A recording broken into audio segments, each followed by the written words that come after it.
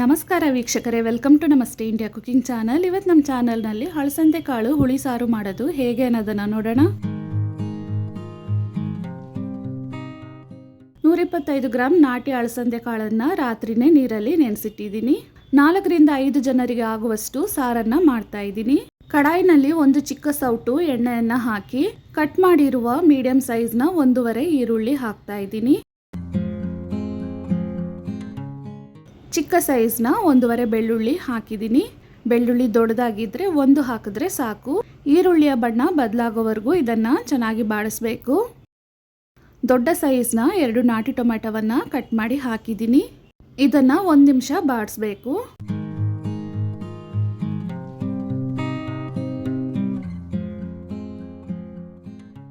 ಒಂದು ಚಿಕ್ಕ ನಿಂಬೆ ಹಣ್ಣಿನ ಸೈಜ್ಗೆ ಹುಣಸೆ ಹಣ್ಣನ್ನು ತೊಳೆದು ತಗೊಂಡಿದ್ದೀನಿ.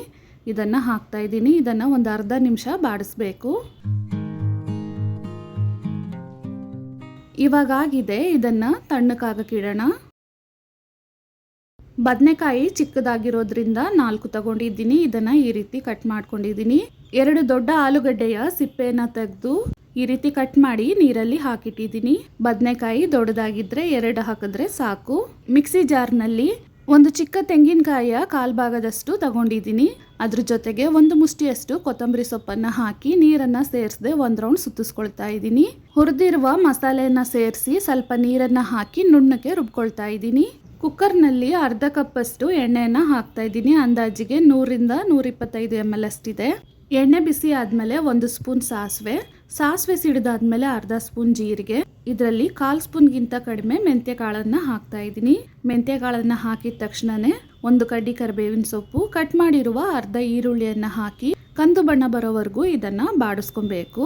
ನೆನೆಸಿಟ್ಟಿದ್ದ ನಾಟಿ ಹಳಸಂದೆ ಕಾಳನ್ನು 1 ಬಾರಿ ತೊಳೆದು ಹಾಕ್ತಾ ಇದ್ದೀನಿ.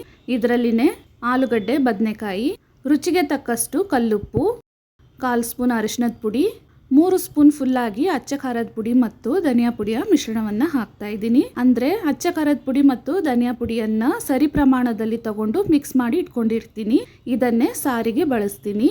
ಇದನ್ನು 1 ಬಾರಿ ಚೆನ್ನಾಗಿ ಮಿಕ್ಸ್ ಮಾಡಬೇಕು.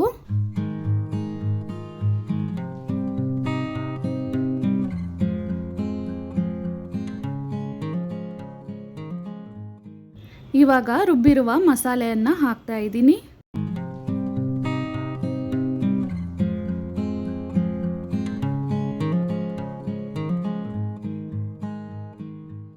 ಸಾರಿನ ಹದಕ್ಕೆ ನೀರನ್ನು ಮಿಕ್ಸಿ ಜಾರ್ನಲ್ಲಿ ಹಾಕಿ ಜಾಲಿಸಿ ಅದನ್ನು ಹಾಕ್ತಾ ಇದ್ದೀನಿ.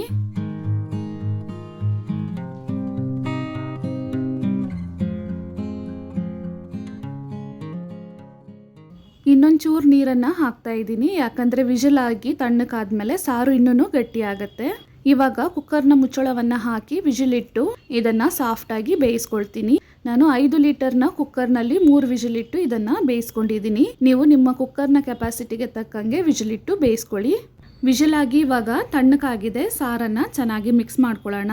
ನೋಡಿ, ಆಲೂಗಡ್ಡೆ, ಬದನೆಕಾಯಿ, ಅಳಸಂದೆ ಕಾಳೆಲ್ಲ ಕರೆಕ್ಟಾಗಿ ಬೆಂದಿದೆ.